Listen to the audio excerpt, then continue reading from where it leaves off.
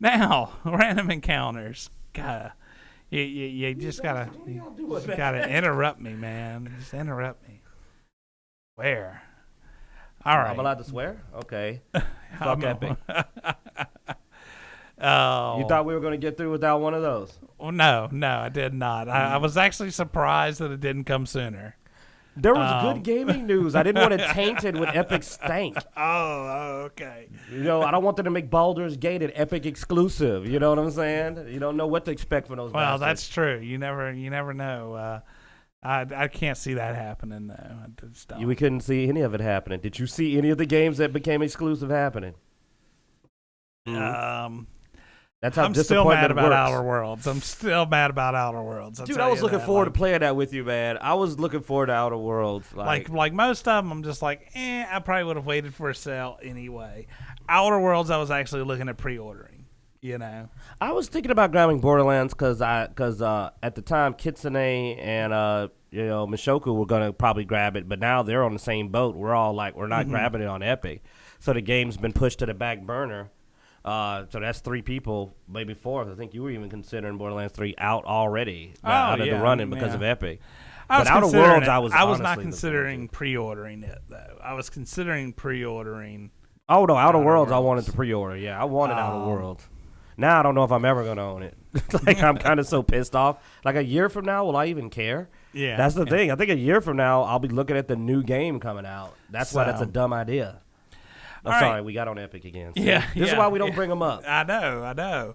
You know, we're gonna get banned from YouTube for targeting Epic. Epic could technically be considered an entity by the current laws. Oh, anyway, if Epic gets offended, let's do random encounters, man. All right. Welcome to Dicejunkies. I'm Xenodamus. I'm here with Q. And we got Michelle over on the editor station. She's tweaking our 1 through 20 list because she's OCD. Hey, guys. Ooh, say it one more time. Hey, guys. There I you missed go. that voice. All right, so instead of that, like, hey, everybody, I'm Brian over here. Brian. I'm Poland. oh, I gotta talk to him. He's not even here. He could at least came over and supported us. you know. All right, so you know, if you do random encounters, we have a list of 1 through 20 in which we roll some dice and randomly pick up one of these topics. We don't look at these topics until the show. Our moderator and co-contributor Blood Axe, he puts this list together for us every week, trying to keep it up to date. There's something horrible. There's a whole nother list for that. We're not going to show that right now unless we roll a 1, but that's where we talk about something horrible that we probably don't want to talk about, and Blood Axe knows us well enough now that he is targeting us, I think, on this list. So if we rolled an 11, of course he even puts he's extra targeting me because for 18 he puts something horrible on the not something horrible list, just the random stuff, because he knows I don't care about talking about animals, but that's all right. I'll play along. I'm a team player. Hey, Blood Axe, for your next one, put for number 18, Xeno's Awesome Animals, sexiest animal. Make him think about that for a minute. No. I've got an answer. I can answer that one. What? Let's not talk about that. Yeah, let's not. You have an answer? Wait. Pathfinder, You're getting Were-Tiger. off topic. All right, somebody roll a die, damn it. Go. I broke up your original Our number. editor has been gone for a while. I haven't seen her dice roll. So what? And what also, do we want to got? show off her All right. lovely painted nails. That's yeah, summer look colors. at this. Yeah, she's all summer colors. decorated and stuff, man. 7. Game preference: linear or Metroidvania is open world, essentially, where you Okay. don't have that. I have to go from left to I'm right. not familiar with Metroidvania as a term. It's okay, Blood Axe. We'll forgive him. Metroidvania. Remember in Metroid how you could basically go almost anywhere? There was only a couple of times that you had to stop and get a pin right. Oh, and another good example is Symphony of the Night. That's a Metroidvania. I mean, I know what you're saying. I'm just never seen the term. Oh, it's a weird term. Yeah, It's always just been linear or open world or. Okay, Yeah. me and Blood Axe are old, okay? We know these old man terms like, well, Metroidvania. That's what we used to call it back in my day. And the blue bomber originally was supposed to be red, but the Nintendo couldn't handle the red color, so that's actually why he's the blue bomber. All righty then. Yeah. Good old days. All right, editor, you rolled that. What are your comments on that? So Metroidvania is like open world, is what you're saying? Yep, go explore the world. I don't know. I kind of like linear then, and specifically, I'm just thinking of Kingdom Hearts because I really want to play Kingdom Hearts right now. You consider Kingdom Hearts linear? Well, I mean, it's got a specific story. It's got side quests, but you're going towards a specific goal. Yeah, it's It is true you usually can't always go to every world from the beginning. Yeah. It's usually like you do them in a sequence. But I mean, it's more. It would probably fall more under Metroidvania than it's open like world because it seems like mini Metroidvania is Metroidvania. not quite necessarily open world. So what do you do if you like something that's like in the middle? I think that's sort of what Metroidvania is. Metroidvania is a very large encompassing. Like linear would be those games where it's almost like there's stages, and you just go from the beginning of the stage to the stage to the next stage. There's very little definitely backtracking. Metroidvania then. Yeah, because I mean, I linear to me is really annoying. Like Mario is linear. Well, earlier Mario. Yeah. Mario okay, Galaxy. I can see that now. Yeah, Mario Galaxies. Yeah, the early Castlevanias were very linear. You know, So you kept going in old one. games. But I mean, yeah. To me, though, I mean, where Metroidvania or open world has its place, linear has its place too for certain types of stories. There are certain types of stories you can't tell. Here's an example of a more recent game that they actually changed. The last God of War had a slightly more Metroidvania than linear feel, but the early Gods of War were linear. Yeah. You played directly through a board in one straight swoop, and then you went to the next board. That's like early God of War. God of War, the last God of War, this is God of War 4 or whatever you want to call it, had a slight, though it was mostly linear too. You kind of at the beginning were going like go here, then it opened up, and you notice you can backtrack and kind of search. So it actually is an example of a game that went linear, Metroidvania. Well, but I mean, a lot of open world type stuff does the linear just to get through the beginning story. Yeah, RPGs even back in the day, I mean, used to be you had to get your ship, even then it became open world. Technically, I mean, even if you go to Skyrim, I mean, you've got to go through that first bit, and yeah, you get two options at one point, but dude, that's like only the first couple of minutes. Like I went off the rails fast after I got out of that. Yeah, like, execution. But I'm saying that's the thing. Now, yeah, where God of War's little thing was a little more. It was a little longer on the linear part. Mm-hmm.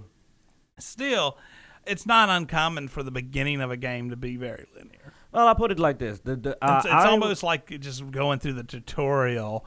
You know, they have this rail for you, and then after you get your footing down, they just remove the rail and go have at it. Have fun, sucker. Well, I'll put it like this then, just to polish it off. Basically, I like Metroidvania. I mean, you know, we're Dicejunkies. We're off the rails anyway. But I see the benefits of both. Linear is useful because the one problem with Metroidvania, the only problem, is that, come on, we've both been prone to spending hours combing every corner of every nook and cranny of a board. Mm-hmm. I mean, when I got, Outward? You know how much time I spent in a first area of Outward? I spent weeks, dude. Stop insulting our editor. I spent weeks, like just wandering around every nook and cranny. Like, I had to search every corner. Whereas linear, the good thing is you usually just going, you know you got everything, it's time to move on. I don't think linear is even like that anymore, though. I think even linear game, like, if that's the case, linear doesn't exist anymore. Like, linear is something I would still consider probably Kingdom Hearts linear. I would still consider something like, I don't know, man. It's just, you know, because exploration is common even in very linear games. Linear to me is just where you can't go everywhere pretty much out the door. You know, you have a very specific quest. Now, once you get to another place, well, now you can go back to the previous place and stuff like that, but it's still linear because you still got to move forward to continue progress and to unlock the world and stuff like that. To me, that's linear. I disagree, but that's good because, you know, I shouldn't always agree with you. You get your way too often. Yeah, well, Spoiled brat. I'm always right. So, I mean, you not agreeing with me just means you're wrong. It's okay, though. I'm all right with you being wrong. You're not all right. I think I'm more all right than you're all right. What? Oh, wow. So let's roll. 11. Yes, we got it. I got such a controversial answer. What's Yours first. No, we're going to build up. I'm going to make this a 1. My answer is literally a 1. Monumental. Your Mount Rushmore are superheroes. Of superheroes. Put your faces on the mountain. Oh, man. Let's see. The Mount Rushmore of superheroes. Oh. Do they have to all be in the same universe? No, but mine are all offensive. Go ahead. Just I'm building my roster of terrible answers. Ooh, that one's you're gonna punch me for that one. That's good. All right. I need a 4th one. Oh, she just got canceled recently. All right, I got my 4. All right, who are you gonna put on your Mount Rushmore? Let's see. 4 favorite superheroes. We'll put Deadpool up there. Then Gwenpool. This variations of Deadpool. No, I mean, I really wouldn't put Deadpool up there because I still don't really consider him a superhero. But how dare you be accurate on that statement? I don't care what people say. Deadpool is not a superhero. You can put all 4 Batman. As much as I like Deadpool, because I really do like him. There's enough Batmans to fill up Mount Rushmore by itself. Yeah. Wolverine will be around long enough to manage to get his head up there, I think. He's an old fuck.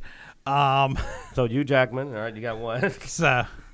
But yeah, no, I've always been a big fan of Wolverine. I've always been a big fan of Spider-Man. Which one? I'm thinking of the movies. Which Spider-Man? Fuck movie. I'm talking comics here. Okay, which one? Miles Morales? No. Peter Parker? Peter Parker. I like Miles Morales, but Miles Morales is not, joking, yeah. He's not that iconic to me at this point. He doesn't have the history to get on a mountain yet. I would love to see that. I actually did finally get around to watching that Spider-Man movie, the Spider-Verse? Spider-Verse. Oh, that's good. I texted you during it. I told you were a horrible person because it was really depressing for a while. And I was just like, man, because it was like, oh, this is cool. This is really fucking depressing. Like, I'm sad. Screw you, Quinn, for telling me to watch this. Y'all heard it now. Y'all heard it now. Spider-Verse made Zeno have feelings. That's how you know it's good. He actually was like, no, I care. But then it all worked out. It was fun. It was good. Yeah. It was sad in a couple of parts, man. Yeah. I'm getting sad thinking about it. I need to stop. I was like, oh. But yeah, I've always been a Batman fan, but he's not really a superhero because, he doesn't have any superpowers, right? He counts. He counts? He can breathe in space. Okay. That's a superpower. He can't breathe in space. Not without a suit. He's Batman. It's a meme. It's a meme, man. It's a meme. I'm Batman. I can breathe in space. All right, that's only 3, man. Hurry up. 3. I got to get offensive here. I've got my... All right. I built a really crap roster just to offend people. Let's see. The 3rd one would probably... the 4th one. Yeah, the 4th one... crap. I don't know. I have to think about the 4th one. Go ahead. All right, so my Mount Rushmore superheroes will be the new Batwoman, Captain Marvel Brie Larson, let's see. She just got canceled recently, so Squirrel Girl, and and Mystique from the Dark Phoenix movie. Yes. So Jennifer Lawrence Mystique. That is my Mount Rushmore of superheroes. And then there's R.I.P. What the Michelle, what's your favorite for Well, I actually like Mystique, but not like that one. So she's also not a superhero. She's a villain. You know what? No, I said from Dark Phoenix, and she's the leader of the X-Men. and is the hero of that movie. She's an evil bitch, no matter where She's you so cool, though. We're talking about Mystique or Jennifer Lawrence? That's a good point. Okay, well, fine then. I like... Well, no, I mean, you can consider her a superhero if you want. I will never. Never. I like Mystique, too. I back you on that. I think Mystique's really awesome. The Mystique she's talking about. I know the one you're talking about. I like also, I would say, Iron Man. Cool. And Magneto's really cool, but he's not really a superhero. Well, if you're going to give Mystique, I don't know if you can That's kind of knock true. Magneto out of yeah. that. I'm just going to pick my favorite 4. How about that? Okay. And then, since I'm doing that, I'm going to just go ahead and say Harley Quinn. Cool. So that's my Mount Rushmore of heroes and villains. What? I made my own topic. All right. Booyah. She I do guess what she want. my fourth one, I'm going to throw Superboy up there. Which one? Because, man, there's an evil Superboy out there. The Superboy Prime is a Superboy, monster. the Superboy comic from like the late '90s, early 2000s, where he had the black I like leather that Superboy. jacket and the where he was a clone. Yeah, that's a good one. I like it. Yeah. Okay, cool. That was. I mean, I hated Superman, but I loved Superboy. I thought it was a really good comic. It was a cool comic. You know. Sounds weird when you say it like that. Well. I didn't like the Superman, but I love the Superboy. Oh, my God. With that leather jacket and those blue eyes. But no, I thought it was a really good comic, a really cool take, and it sort of brought, Superman, the idea of Superman back down to reality a bit. Yeah, he was one that you could work with as a story. Yeah, it wasn't just like, I'll just go God mode. Yeah. I can fly around the world backwards. I was like, I can't believe somebody put that in a live-action movie. That's some Bugs Bunny crap. You know what I'm saying? That's something you just pick like Bugs Bunny or I'm fun to do. Roll the die.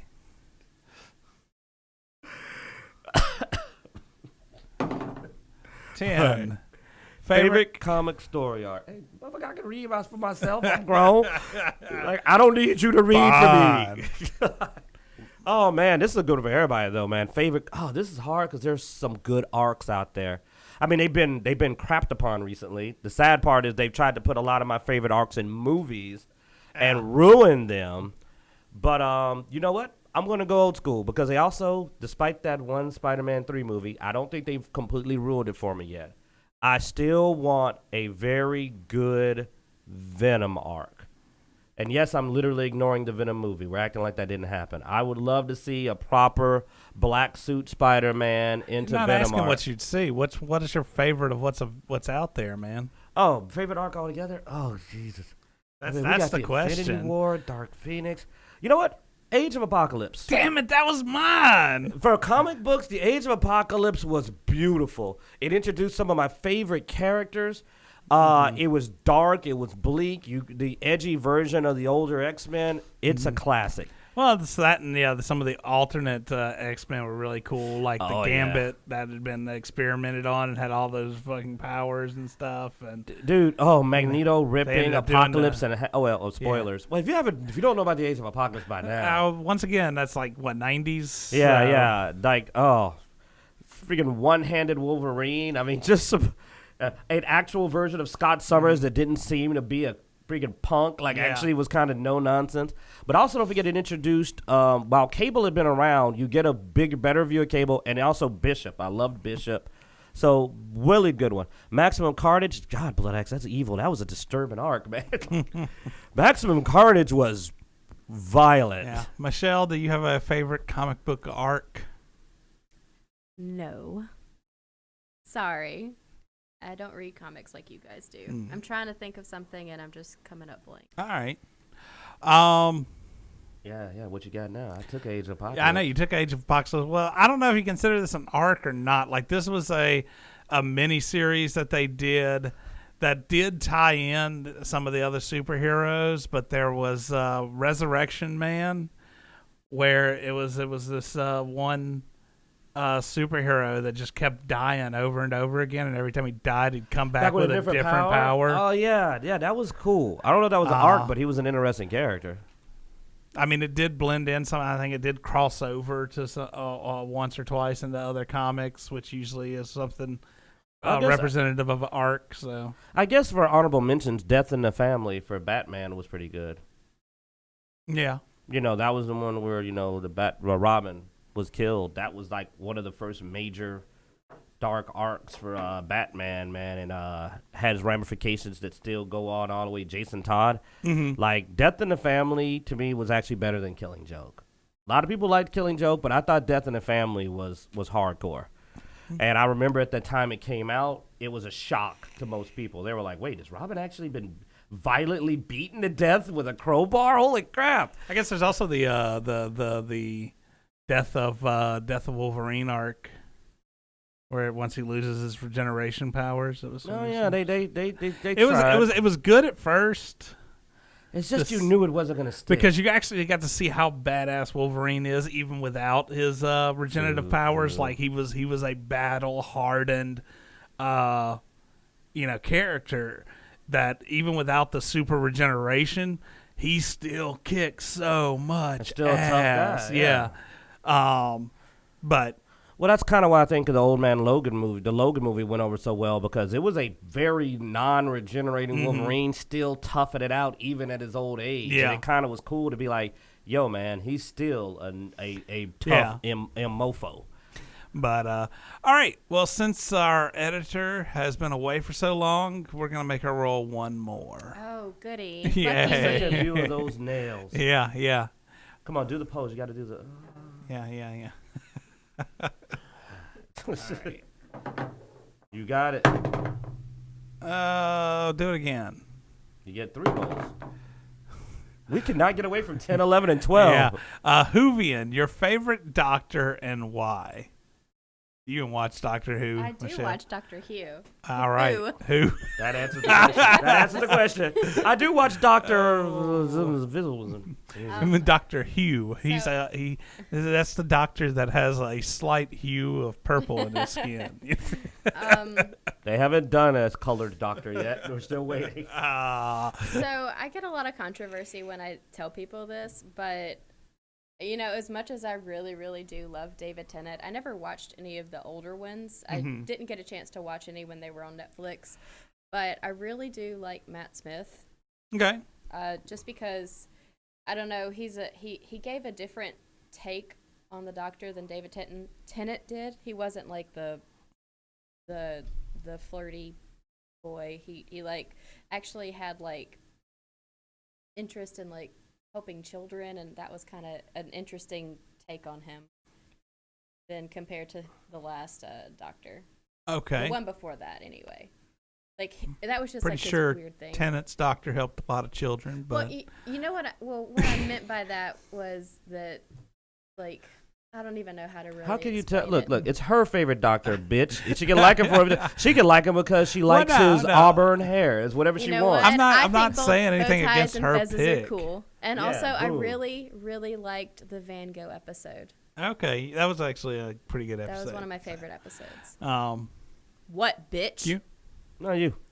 I'm gonna give you a chance in case I accidentally take your favorite doctor. Oh, I mean, at this one, I'm assuming we're gonna have overlapping. You like the Doctors. current doctor as well? I believe she believes Are a you diverse are and you- new are- opinion Is this just that we need a breath of fresh air. QLies about everything episode. It was the time. This is the tier. This is the 2019. All right, yeah. So anyway, Fourth Doctor, man. Yeah, he's right. Fourth Yeah. Doctor, dog. Tom Baker, Fourth Doctor. Honestly, I mean, of the classic series, like I prefer Blood Axe too. I prefer the classic series. Fourth Doctor was my doctor. He's the doctor I grew up with. He was I grew up with, I guess, his reruns.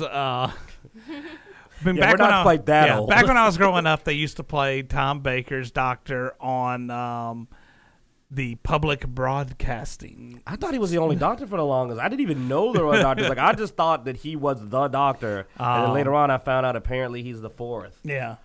And then the Seventh Doctor was the other one they played a lot of on there.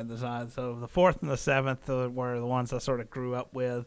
Now, I mean, of the new Doctors, I was probably the one I enjoyed the most was David Tennant, just because of his doctor was a little on the darker side, and I liked that little bit of darker aspect of him. I did like his dark sense of humor too. Yeah, like he was pretty funny. But at the same time, I it's hard not to see him as the Purple Man now because he did so damn good as Purple Man. Oh no, I also think he had probably better companions compared to Matt Smith.